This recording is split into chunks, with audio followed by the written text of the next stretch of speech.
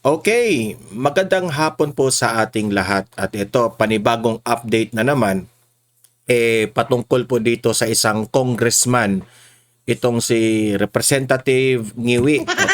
Okay? Itong si Representative Percy Sindanya. Binanata na naman niya itong si Vice President Inday Sara Duterte sa isang interview niya sa Head Start sa ANC. Okay?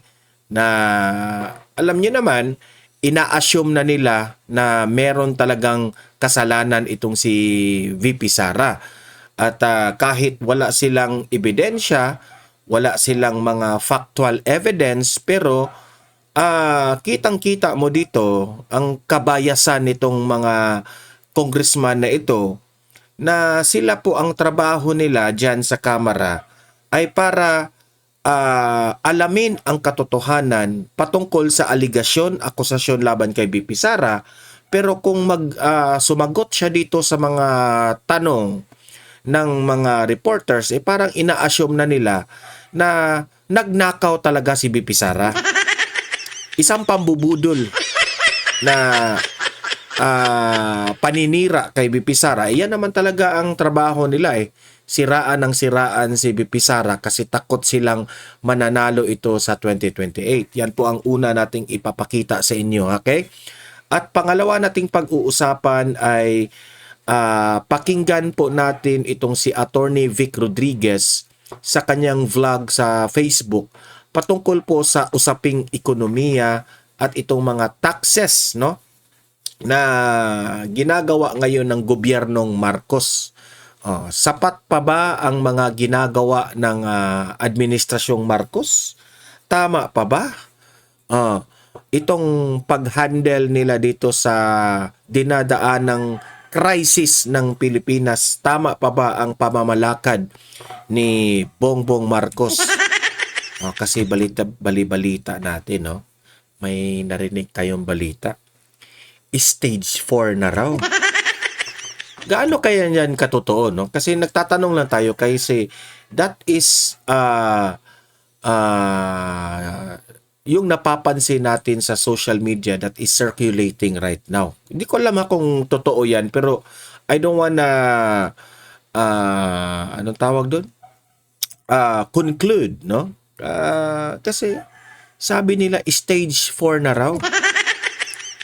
Stage 4 na raw ng colon cancer, stage 4 na raw. Gaano ba yan katotoo? Sana naman wag tayo mag fake news pero kung totoo man yan pagdasal na lang natin. Pagdasal na lang natin. Okay. Like and share this video para kakalat ito at subscribe na kayo sa mga hindi pa nakasubscribe. Okay? Eto, unahin natin ito para banatan rin natin itong ngiwi na ito. Okay? Ito. For more on the VP's impeachment and the energy emergency in the Philippines, we're now joined by Akbayan Party List Representative Percy Sandanya. Good morning, Representative Sandanya. Welcome back to the program. Good morning, Victoria. Thank you for having me again. All right. So, Congressman, the next hearing of the House Committee on Justice will be on April 14. Can you walk us through what will happen on that day? April nakakarma tayo ulit. Yan ang problema mo doon, Mar. Kasi binabanatan mo yung ngiwi. Ayan, tuloy na karma katalog. Kumakain kasi ako ng Kumakain kasi ako ng saging, no, para malakas yung potassium natin. Ito patuloy. Nawala tuloy ako. Well, on April 14, it will be... Yan. April 14, okay? Sa mga hindi pa alam, no, April 14 po magre-resume ang hearing nila sa impeachment complaint laban kay BP Sara doon sa kay Committee on Justice, Jinky Luistro. The first hearing after the preliminary hearing wherein we have approved the issuance of subpoena for the relevant documents and pieces of evidence that will be used during the hearings wherein we will further establish both pattern of behavior and acts committed by the Vice President. So, come February 14, ito na yung panahon. Ang tinatawag na marami na exciting part kasi dito na talaga magkakalabasan ng mga ebidensya para patunayan yung pang-aabuso sa kapangyarihan ni Vice President Sara Duterte. And some of the documents subpoenaed by the committee So, yan ang problema kay Sindanya. Okay? Yan ang problema. Anong tawag dyan? Ina-assume na nila na yan po ang exciting part. Kayo lang nang na-excite. Actually, ang taong bayan galit na galit sa inyo galit na galit ang taong bayan sa inyo for doing that. So, kayo lang ang nang-excite. Hindi kami na-excite yan. Para bang, ang sa amin, alam naman namin walang kasalanan si BP Sara at gawa-gawa lamang po ang inyong mga imbento dyan. No? Tapos sasabihin nyo, exciting part na raw kasi yan na po ang magkaalaman na raw na mabubuking na raw si BP Sara. Exciting part yan para sa inyo. Kasi kung malinlang ninyo yung taong bayan, edi masaya kayo. Pero wag kayo kasi matalino na ang taong bayan ngayon. Matalino na ang taong bayan ngayon. Hindi na po bobo ang taong bayan ngayon. Kahit anong paninira nyo sa Vice President, hindi na maniniwala ang tao. Kasi noong umupo si BP Sara bilang Vice President, binanatan nyo na ng binanatan. Na wala pa ngang nagawa yung Vice Presidente, binanatan nyo na. Sino pang maniniwala sa inyo? Di ba? Pero tayo dito sa Donmar TV, paulit-ulit nilang interviewin itong mga kagaya nitong mga taong ito. Yan sila De Lima, Ontiveros, sino pa si Chel Jokno, yung mga kaaway ni BP Sara na mga congressman dyan sa Kamara, paulit-ulit nila yan ang interviewin para magmukhang totoo talaga na may kasalanan si BP Sara. Okay, kasi nga sabi nila kapag paulit-ulit yung yung statement na ito nagnakaw siya, nagnakaw, kapag paulit-ulit magmukhang totoo. So tayo naman dito sa Donmar TV, kapag binabanatan si BP Sara na nagnakaw raw ng pera, paulit-ulit rin nating sabihin dito sa yung mga supporters ni BP Sara na hindi yan totoo. Fake news yan. Okay, akusasyon pa lang yan, aligasyon pa lang yan. Hindi nyo napapatunayan na talaga ay ginawa nila yan. Uulit-ulitin namin mga vloggers yan. Saka kami kakampi sa inyo kapag may napatunayan kayong halatang ebidensya na ginawa talaga ng Vice Presidente. Di ba? Congressman, are the statements of assets, liabilities, and net worth or SALNs of the Vice President during her tenure as Mayor and Vice Mayor of Davao City.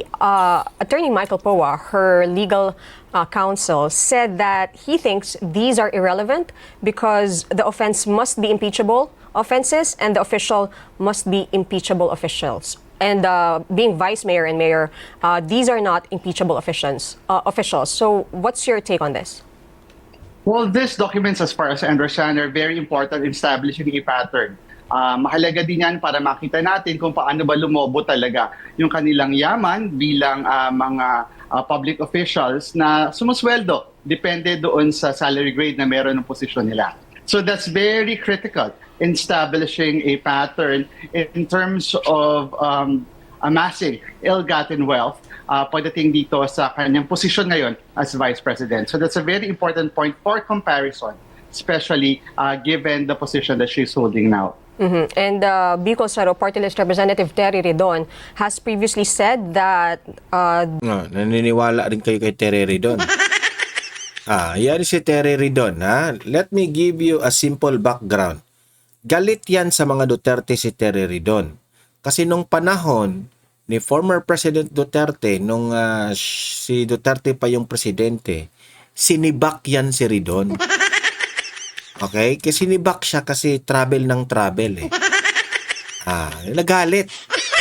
There is a 50 million gap with the net worth of VP Sara. Have you seen this also in Akbayan? Well, that's something that we are now studying very closely, especially Ah. Mantakin nyo ha. Obserbahin nyo. Anong word na ginamit niya? We are looking it closely. Yan ang sabi niya. Kasi wala pa silang sapat na ebidensya. Ulitin natin ha. Ulitin natin yung yung sinabi niya. Seen this also in Akbayan? Well, that's something that we are now studying very We are now studying. Pinag-aralan nila kung paano nila sisirain si BP Sara. Wala ba? Kung ikaw, if you are sure sa inyong accusation kay BP Sara, sasabihin mo, this is the time na ipapakita na namin ang ebidensya na talagang nagnakaw siya. Ganon sana. Pero anong sinabi niya? We are still studying. Pinag-aralan pa nila kasi hindi sila sure. Yan ang hirap sa inyo. Lumabas rin sa bibig mo. Sindanya. Di ba? Lumabas rin sa bibig mo ang inyong mga kasinungalingan. Ano pa? closely, especially because come April 14, we will raise the necessary questions to clarify and really establish this pattern that I've mentioned earlier. At mahalaga kasi talaga na pag-aralan, at hindi lang pag-aralan, kundi makita ng taong bayan itong mga ebidensyang ito. Kaya nga, Victoria, talagang na-alarma tayo doon sa ginagawa ngayon ng kampo ni Vice President Sara Duterte in their attempts to delay the process, to derail. Si BP Sara pa ngayon ang nag-delay sa process. Hindi po. Ano yan ha? Mali itong sinabi nitong ngiwi na ito. Si BP Sara raw ang nag-delay sa process ng impeachment proceedings. Mali yan. Fake news yan. Ipapaliwanag ko sa inyo. Pumayag na ang kampo ni VP Sara na ipagpatuloy yan. Kasi sumagot na sila through letter. Nasa kamara na kung magbotohan na sila o hindi. Di ba? If you think guilty na si BP Sara sa tingin ninyo kasi hindi sumipot si BP Sara, kasi ang sinagot lang doon ni BP Sara kung ano yung mga akusasyon, aligasyon laban kay BP Sara, hindi nila kinaya. Kasi hindi sumipot si BP Sara. Gusto nila ng grandstanding. Because VP Sara right now is very popular. And they want VP Sara to go there in the camera para banatan o gawa ng fishing expedition kasi wala silang mahanap na kasalanan eh. Ngayon, sasabihin nila na si VP Sara ang nag-delay. Anong nag-delay? Sabi na nga ni VP Sara, i-proceed nyo na yan. Kasi yung mini trial ninyo mga putang ina kayo, pwede naman niya magbotohan na kayo directly para in order for the impeachment complaint na uusad na yan, dalhin na yan sa Supreme Court, tapos doon na yan dalhin sa Senado. Para doon na. Gusto nyo naman, di ba gusto nyo na mabilis ang pag-impeach ni VP Sara? Bakit hindi nyo dalhin sa Senado na kaagad? Bakit ang dami nyong drama nyo pa dyan sa Kamara? Di ba? Yan ang problema sa inyo eh. The process that has been demanded by the people for a long time. This impeachment process, more than anything, is something that we owe the Filipino nation. Utang ng VP. Utang raw ng nila sa taong bayan na dapat imbestigahin si VP Sara. Anong utang? Hindi po kami ang may gusto. Hindi po kaming taong bayan ang may gusto dyan sa impeachment complaint ni VP Sara.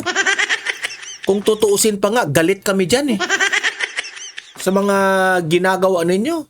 Nagsasayang kayo ng pera, gumagasta kayo ng pera ng taong bayan para dyan sa impeachment complaint na yan. Binoto yan ng taong bayan. That's the mandate of the Filipino people. Tapos gaganyanin ninyo. Galit kami dyan sa ginagawa ninyo. Kayo lang ang natutuwa for your political interest. Yan ang katotohanan dyan. taong bayan ang katotohanan at utang natin sa Kongreso at sa Senado yung paglalabas ng katotohanan Yung mukha mo. ng ito. So what can you say about the move or the statement of Attorney Poa dismissing the SALNs of Vice President when she was Mayor and Vice Mayor of Davao City? Well, this has been a constant strategy of her legal team that's to dismiss the allegations against her. In fact, in the process of dismissing, they are refusing to answer really the issues at hand. Anong refusing to answer? Di, tanga ka ba? Iba yung refusing to answer. Ha? Iba yung refusing to answer sa nagpadala ng answer doon sa sulat na ano. Kasi po, doon sa, lilinawin ko ha, sa konstitusyon po natin, hindi po required na pumunta ang isang impeachable officer kagaya ni VP Sara. Hindi po siya required. Anong pinagsasabi nitong ngiwi na ito? Di ba? Hindi po required eh. Grabe talaga itong ngiwi na ito. Kaya hindi kayo sinusuportahan ng taong bayan sa mga ginagawa ninyo eh. So kita-kita natin, on brand na on brand, itong ginagawa nila na pag-dismiss, itong ginagawa nila na Ang pag-dismiss. Sakasakit yung bangs ko sa iyo. Wala na nga tayong bangs. Alam niyo sa totoo lang, gusto na nga ni VP Sara at ang defense team nila na i-proceed na yan. Tapos sila VP Sara pa ang yung mga delaying tactics na ginagawa ninyo for grandstanding. Ang vice presidente pa ang pinagbibintangan ninyo mga takbo palayo doon sa mechanisms of accountability. Tandaan natin, matagal na itong mga isyong ito, taon na ang Kaya nga, matagal na yung issue na yan. Hindi umusad kasi wala nang naniniwala sa inyo. bilang pero hanggang ngayon, hindi pa rin humaharap ang Vice Presidente. Last Friday or last week, a group of lawyers led by Attorney Israelito Torion sought from the Supreme Court a temporary restraining order against the impeachment proceedings, saying the proceedings are constitutionally and procedurally defective. Actually, galit na galit sila eh. Iritang-irita sila sa hindi sinipot ni VP Sara eh. Imber na sila. Deserve. Can we get your statement regarding this? Hindi naman tayo na-surprise sa ginawang ito ng mga lawyers na allied with the Vice President. At alam naman ng lahat na kapag corrupt, ayaw talaga humarap. And obviously, Corrupt raw si VP Sara. Ang tanong ko sa inyo, Sindanya, kung ginagawa nyo yan kay VP Sara, kung ginagawa nyo yan kay VP Sara for accountability, bakit hindi nyo kaya yung ibang mga nagnakaw rin dyan? Na yung mga... Ikaw, Sindanya, araw-araw ka mang nandyan sa House of Representatives. Araw-araw mong kaharap yung mga buwaya dyan. Bakit hindi nyo kaya ring imbestigahan sila? Hindi nyo kaya, no? Kasi selective kayo. Nakaprogram na sa inyong grupo, sa inyong mga isipan na si VP Sara lamang po ang ating imbestigahan. Kaya walang naniniwala sa taong bayan. Ang taong bayan mismo, hindi na naniniwala sa inyo. Kasi plastic kayo kapag sasabihin ninyo na we are for accountability. Rally kayo ng rally dyan sa daan, sasabihin ninyo, mga kurakot, kulong na yan, mga kurakot. Ikulong na yan mga kurakot, pero si VP Sara lang ang inimbestiga ninyo. Bakit hindi nyo imbestigahan si Sandro Marcos, si Martin Romualdez, si Liza Marcos, si BBM? Bakit hindi nyo yan ginagawa? Bakit wala kayong effort? Meron kayo sigurong pagbibintang pero wala kayong effort. Alam nyo ba kung bakit? Kasi si VP Sara lang ang galit sila. Selective kayo. this is another tactic para hindi makaharap at hindi mapanagot si VP Sara Duterte sa kanyang pang-abuso sa kapangyarihan. So, Inakusahan pang ng abuso sa kapangyarihan si VP Sara. Ano bang inabuso ni VP Sara? Ha? Sino ang nagnakaw sa flood control? Si VP Sara na naman ang nag-abuso sa kapangyarihan? Mga gago talaga itong taong to. kaya lang kasi itong nakita natin na ginagawa nila constantly to derail the process. Again, it's a great distraction. Kayo ang nag-derail sa process?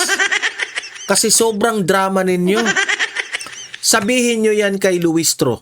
Siya yung nagdadrama dyan. Ang dami niyang sat-sat dyan. Oh. Di ba? Kasi kayo, napupuno kayo ng galit sa puso. Galit kayo kay BP Sara tapos gusto nyong papuntahin dyan? Anong akala nyo kay BP Sara? 80-80?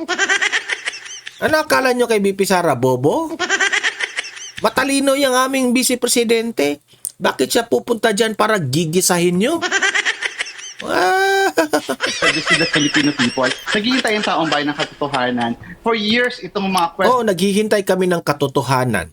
Ano bang katotohanan dyan? Bakit ngiwi yung mukha mo? Joke. itong mga issues raised against her remained unanswered. At sa bawat taon na hindi sinasagot yung tanong na ito, talaga nakaka-alarma. Kasi nag-announce na siya itatakbo sa pagkapangulo. Rin kayo. Natakot rin kayo. Nagpanic rin kayo. Occupying the second highest position in the land, it means na dapat accountable talaga siya doon sa mechanism sa ito ng sa ating konstitusyon. So, kung hindi talaga siya haharap dito sa mga kasong ito, I really doubt her fitness to run for the highest position or the highest office in the country. Wala. Kayo, bitter lang kayo. Kasi alam ninyong malakas sa rating si VP Sara. Yun ang katotohanan. And Vice President Duterte has distanced herself from the petition, saying that she was not consulted by the lawyers regarding this. But then she was seen with some of the petitioners a few days later in Davao City. So is her statement believable for you? Well, she can deny this all she wants, pero ito talaga yung style nila. This is the Sara Duterte brand of evading accountability. Kayo rin, mga aklaan brand. Ang aklaan brand, nang aakusa, merong mga aligasyon na wala namang napapatunayang totoo. Yan rin ang brand ninyo. So mag-deny lang sila na mag-deny, pero sa dulo, kinakailangan pa din nila humanap sa katotohanan. Paano hindi mag-deny si VP Sara? Wala nga kayong napatunayang ebidensya. Hindi mag-deny talaga siya. Kayo rin, akusa ng akusa na wala namang factual evidence. But she's not required to come to the April 14 hearing, or She's not required neither to, her our lawyers. She's not required to come to the April 14 hearing. She has forgone her chance to respond to the issues raised by our complainants with her non-answer, her non-reply na sinabit niya sa Committee on Justice. Kahit na binigay sa kanya yung opportunity for due process. Pero eventually, when the time comes na elevate at sa Senado, kinakailangan nila harapin ito at hindi nila dapat i-delay at harangin pa yung paglilitis. Just like what they did the last time around. But her attorney, her counsel, Attorney Michael Poa, is required to show up on April 14 because he was already subpoenaed. And Michael Poa was her chief of staff and DepEd spokesperson. At kaya nga malaking controversy ito kasi while legal counsel siya, pero at the same time, a person of interest din siya bilang isang, at this point, a resource person and then eventually perhaps a witness to these cases. How important would Attorney Poa's testimony be in the committee? Well, alam naman natin na sa isang executive position, napakalaga yung ginagampanan ng kanyang team, no? At sila yung nakakaalam talaga ng mga nangyayari. At we hope that the Attorney Poa will cooperate really in this investigation. Panahon na para malaman din ng taong bayan yung katotohanan, lalong-lalo na doon sa kanyang stint in the DepEd. But if he does not show up, Congressman, in the April 14 hearing, what will the committee do Sinabi na yan ni Attorney Poa na pupunta siya. Okay? to compel Attorney Poa to come? Well, napakaraming options ng House ngayon. Isa nga doon yung contempt powers nito para siya ay mapwersa na pumunta at mag-appear doon sa ating hearings. Pero sana, wag na dumating sa punto na yon. Kung wala silang tinatago, dapat pumunta siya. So aside from the documents that you have subpoenaed, will there be witnesses who will be questioned in the April 14 hearing? We have yet to see the final lineup for April 14, but we are all preparing for any possibility so that we'll be able to maximize the opportunity that we have. And one of these will be the alleged former aide of VP Duterte, who is Ramil Madriaga. What specifically do you want to hear or to ask from Madriaga? Well, una gusto natin syempre na kanya mas ipaliwanag, pabigyan ng detalye yung kanyang affidavit na meron tayong kopya ngayon. Tapos pangalawa, makapagtanong din ng mga paglilinaw to establish again yung acts committed by the Vice President na talaga namang impeachable. Kaya nga si Akbayan Representative Chel Jokno talaga diniin niya na dapat gawin ng lahat ng Committee on Justice para maproteksyonan at pabigyan ng safety and security measures na para kay Ramil Madriaga kasi napakalaga ng participation niya in this process. Kung makikita natin po, itong ating impeachment complaint, more or less, pareho ito nung ating inelevate sa Senate noong 19th Congress. May tanong ko lang sa'yo, Sindanya. Hindi ba kayo nahihiya na ang inyong witness na ginamit, isang preso? I mean, lumaban naman kayo ng patas. Kung gagawa man kayo ng isang witness, yun namang credible. Diba? Kagaya na itong mga 18 ex-Marines na yun, yan ang credible. Mga dating Marines, di ba? Yan ang credible. Pero ito, may kasong kidnapping? Tapos yan ang gagawin yung witness? Alam ko, bakit yan ang ginawa nila? Kasi, wala silang si Madriaga. Kung ano man ang gagawin ni Madriaga, wala na. Sira naman ang pangalan ni Madriaga.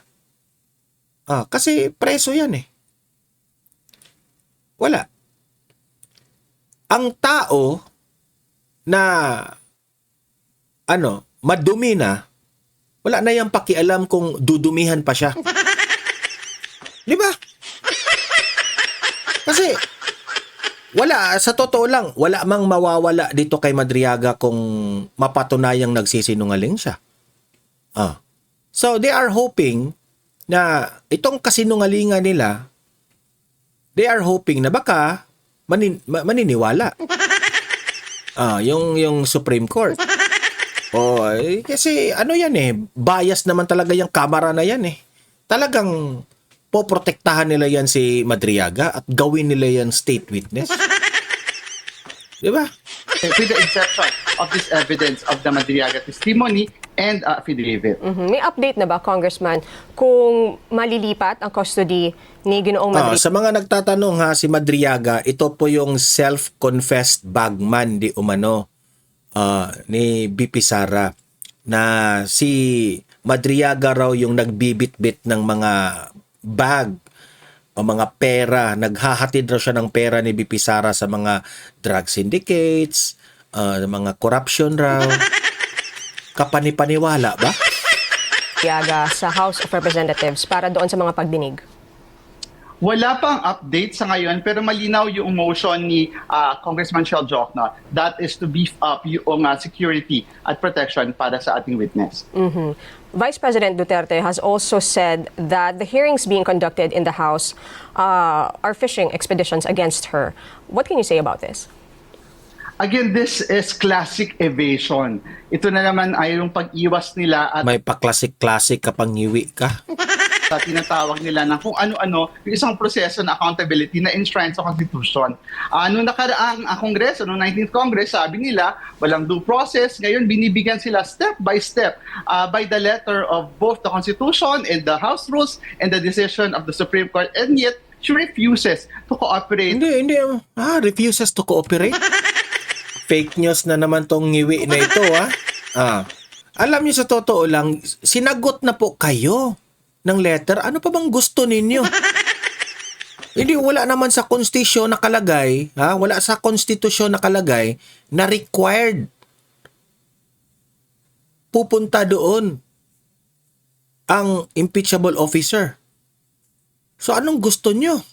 Fully with this process. Huwag kalilimutan ni VP Sara Duterte na kung gusto niya tumakbong presidente, abay dapat mag-comply siya sa Constitution. Hindi niya deserve, wala siyang moral. Anong hindi niya kinumply? May tanong ko sa iyo, meron kayong aligasyon, meron kayong akusasyon, sinagot kayo.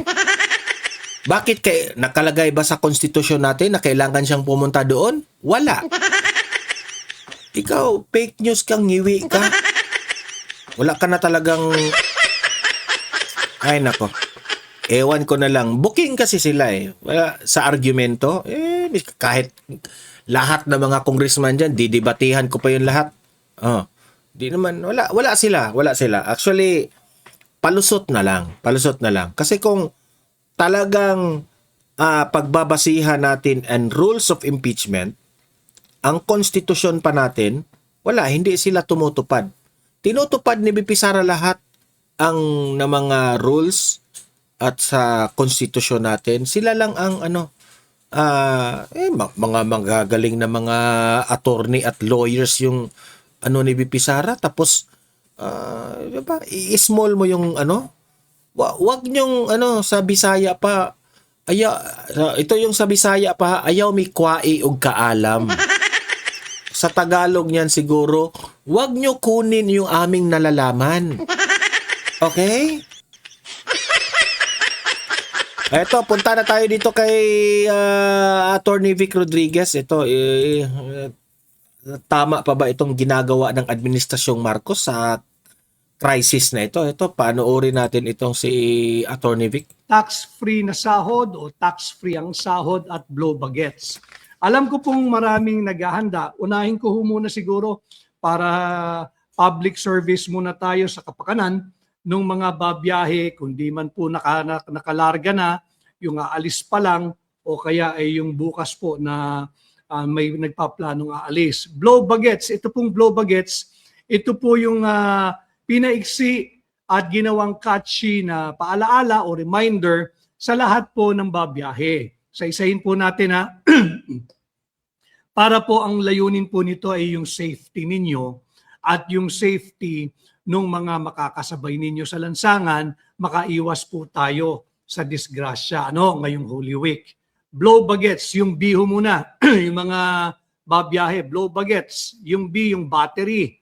I-check po ninyo yung baterya ng inyong mga sasakyan na makatiyak tayo na hindi papalya yung inyong sasakyan sa inyong pagbabiyahe. Ito, mga tips ito ni Attorney Vic sa panahon ng crisis. Para po maiwasan yung inconvenience. Yung L, yung lights. Kinakailangan po yung headlights, yung tail lights, yung brake, at yung signal lights dapat po gumagana. Hindi rin ito yung may pundido para po uli sa inyong kaligtasan. Yung O, oil. Kailangan siguraduhin na yung quality ng inyong oil malinis pa ho yung ginagamit ng inyong sasakyan at yung level o yung antas, yung sukat ng langis tama lamang, kundi ho hihinto po kayo ng inyong sasakyan sa daan. Titirik yan. Yung water, syempre yung radiator, dagdag nyo na rin yung water ninyo at ng mga pasahero ninyo sapagkat napakainit ho ngayon talaga, magdala na rin ng tubig hindi lamang para sa inyong radiator o yung sa coolant ng inyong sasakyan, kundi pati sa inyo. Hindi po kayo ma-dehydrate. Yung B again ng blow bagets, yung brakes. Yung brakes, kung medyo lumulusot na po iyan, binobomba nyo na para huminto yung inyong sasakyan o para kumagat yung preno, wag nyo na hong magbaka sakali, wag na po. Pag binobomba nyo na yung inyong preno, ibig sabihin may diferensya na ho yan. Wag nyo nang gamitin, wag nyo nang isapalaran at hindi lang ho yung inyong kaligtasan. Ulitin ko, yung inyong masasalubong sa daan, yung mga pedestrian, yung mga tumatawid, yung mga kasama ninyong bumabiyahe, yung brakes, napakahalaga po niyan. Public service ho muna tayo. Yung air, check din ninyo yung hangin ng inyong mga gulong. Tingnan ninyo na sapat yung hangin dahil po hindi lamang para hindi kayo ma-flat. Pag hindi po sapat yung hangin ng inyong gulong, double time po yung pagkain niya ng pagsunog niya ng gasolina o krudo. So imbis na makatipid ho kayo, magdodoble ho yung konsumo ninyo ng gasolina o kaya ho ng krudo. At syempre, pagkatapos po ng air ay yung gas o yung fuel, which incidentally, nagtaas na naman po yung presyo ng diesel ng mga 12 pesos. Ang gasolina ho ay 250 ang average niyan. Ang kerosene ay 2 piso. This is as of yesterday, March 31, nagtaas na naman. So check po ninyo kung kayang mag full tank, i-full tank na ninyo, o hindi naman, just be mindful o yung inyo pong sukatan ng inyong gasolina or crudo, baka mawala naman kayo ng gasolina. And yung sa blow bagets, yung E po dyan, yung engine. Check po ninyo yung engine. Dapat yan, nasa kondisyon ha. Kung hindi, mai-inconvenience rin ho kayo. At sayang naman yung pagkakataon na makauwi sa probinsya o makapagbakasyon o kaya ay basta't kasama lang ang pamilya makapasyal. And mahalaga din yung letter T ng blow bagets, yung tires. Yung tires, yung gulong. Siguraduhin ho ninyo na nasa maayos na kondisyon yan, kundi baka sumabog. Pag sumabog yan, habang naka-high speed kayo, baka maaksidente ho kayo o kaya makaaksidente kayo. Either way, hindi po natin ninanais iyon. And finally, yung blow bagets, yung letter S, yung inyong sarili. Self, yung sarili po ninyo. Mahalaga na kung kondisyon na po yung sasakyan ninyo, kinakailangan yung mga magmamaneho. Dapat yan ay kondisyon din ho kayo. Dapat kondisyon din yung mga nagmamaneho. Kung kayo inaantok o kaya ay masama ang pakiramdam, wag ho ninyong pilitin. Kung halimbawa ngayon po yung inyong lakad ngayong gabi, babiyahe kayo. Kung nakakaramdam ng hindi mabuti sa katawan, inaantok ho kayo, wag ho ninyong ituloy. Anyway, kung naka-private car naman po kayo o nakapagrenta kayo ng sasakyan, oras naman ho ninyo ang masusunod. Pagpaliban ninyo, magpahinga at siguraduhin na tip-top shape, hindi lang inyong sasakyan, kung hindi yung inyong sarili, bago po ninyo patakbuhin yung engine o yung makina o yung inyong sasakyan na makaiwas po tayo sa disgrasya. Pinakamahalaga, ang buhay po ng bawat isa sapagkat pag tayo po yung reckless, pag may nangyari, wag naman ay hindi po napapalitan ang buhay ng tao. Yan po yung blow bagets na pre-trip safety inspection for vehicles, and this is just not a pre-trip safety inspection for vehicles, kung hindi pre-trip safety inspection for yourself. Pag wala sa kondisyon ng sasakyan, huwag tumuloy. Pag wala sa kondisyon, yung magmamaneho, ipagpaliban. Ngayon, marami po nagsasabi kanina, habang nagpe-prepare po tayo ng ating live today, yung blow bagets, Attorney Vic, pang mga na lang yan yung mga petrol na sasakyan, yung mga gumagamit pa ng makina, EV na ngayon. Hindi ito pong blow bagets na paalaala, applicable din po pa rin ito kahit na sa mga electric vehicle or hybrid vehicle. Again, just to put a context on how blow bagets is relevant to electric vehicles or hybrid vehicles, let me just give you a rundown again of blow bagets, this time for electric vehicles. Of course, yung blow bagets sa EV, wala na pong battery yun di ba? Electric na nga ho Ang B na lang check na lang ninyo yung battery level, yung charge level. Parang cellphone. Pagka 20% na lang, kargahan mo muna. Kung hindi, titirik ka niyan, ititigil ka niyan. And unlike in foreign nation or foreign country, marami na po silang mga charging stations along the way. Even in their highways, kahit po yung mga malalayong lugar. Sa atin po, hindi pa po ganun yan. So, check po ninyo yung level ng battery at yung LONW ng blow bagets, ganun pa rin yung ilaw, yung oil quality, at yung water coolant o radiator. Sa W naman po, yung W, wala pong radiator kasi yung electric vehicle eh. Check po ninyo yung windshield washer. Para ho pagka marumi na yung windshield ninyo, meron pong tubig, malilinis ninyo, clear yung inyong sight sa inyong dinadaanan. Ano ho? And then of course, the brakes, yung air ng goma, pareho pa rin po yan kahit electric ang gamit ninyo. Yung G, wala pong gas yun eh, lalo na yung full electric, di ba? Check ninyo again yung battery capacity. So relevant pa rin no, yung blow baguettes whether you are using a traditional engine sa inyong sasakyan o yung electric vehicle. And of course, yung engine, while wala pong motor, check po ninyo yung alerts. Yung mga paalaala ng inyong electric vehicle, kung may mga nakailaw, baka may nakakaligtaan tayo na bigyan ng atensyon para hindi rin po kayo tumirik. And again, yung T, gulong, may gulong yan kahit po electric ang sasakyan nyo. At ang gulong niya, nakakatiyak tayo, bilog din. Mahirap naman na kwadrado yung gulong ng electric vehicle ninyo.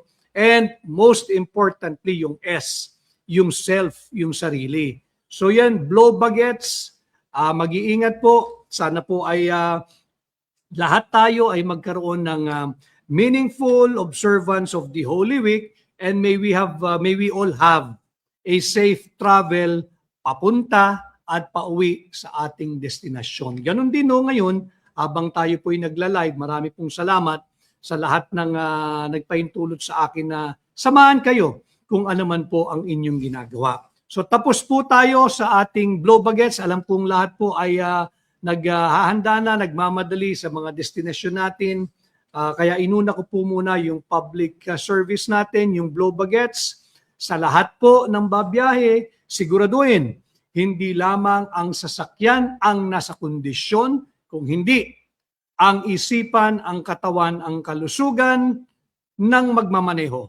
Kung sino man ang designated driver, pinakamahalaga pala, bago ko makalimutan, huwag magmamaneho ng lasing. Huwag magmamaneho ng nakainom ng sobra-sobra. Pinakamainam, huwag nang uminom. Kung magmamaneho, maglagay na lang ng designated driver. Yung talagang hindi po iinom. Again, while we are mindful of our own respective safety, na kailangan isipin din ho natin yung ating makakasabay sa daan, yung ating makakasalubong, yung mga tumatawid, yung mga pedestrian, nang sa ganoon ho ay wala tayong maging perwisyo, hindi tayo makaperwisyo, hindi po tayo maaksidente, at hindi din po tayo makaaksidente. So blow baguettes, mag-iingat po lahat, magkaroon tayo ng isang meaningful observance of the Holy Week, at makauwi po lahat ng ligtas papunta at pauwi sa inyo pong mga destinasyon. No? Okay, so yun po ha. Maganda po yung advice ni Attorney Vic Rodriguez sa panahon ng crisis ngayon sa Pilipinas. At yun po ang mga tips no ng ibinigay niya para makatipid po tayo dito, especially sa energy crisis na ating dinadaanan ngayon. Okay? So, ayun guys, no? Libre kayong mag-comment, mag-react po dito sa ating mga pinag-usapan, at willing po tayong basahin isa-isa ang inyong mga komento sa comment section. Okay? Comment na kayo. At don't forget na i-like at saka i-share itong video natin para makatulong naman tayo na aabot ito sa malawak na audience, at importante awareness sa lahat ng mga mamamayang Pilipino no sa mga nangyayari ngayon sa ating bansa.